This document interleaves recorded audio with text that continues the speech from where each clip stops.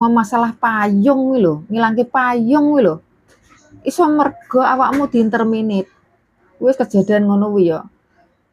Anak anak sing enom sing enom lho sing ra mudeng apa-apa ngene iki lho, nggawa payung, payunge bose, metu. Metu mbah libur mbah lapo ngono kuwi. Lah lali, payunge ketinggalan.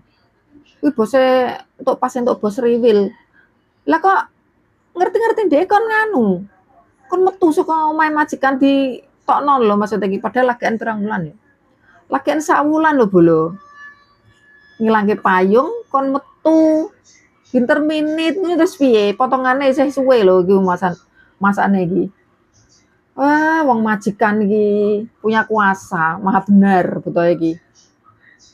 Kuwi ngilangke payung ora trimo ngilangke payung lho enek sing masak sego kelemesen wae. Disuluh up saka rumah majikan. Berarti ki awake dhewe kerja kudu perfect ngono ya. Mereka itu pengennya ngono ya. Nek sing majikan sing riwil ngono lho ya.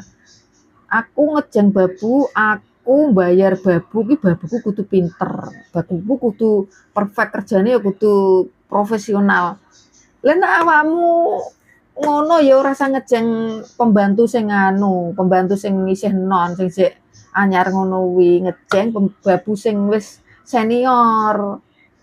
Ngono. Ya majikan, ngejeng babu sing jek wis senior, dadi ora usah diajari. Lah nek awakmu pengen perfect lho ya. Lah nek awakmu ngejenge babunan ya ngono kuwi kok isone kudu mengerti. Kuwi majikane koyo ngono kuwi wis marake ngeluh tok. Ki marake masa depane kita ini lho sing jek enom lho mesakno.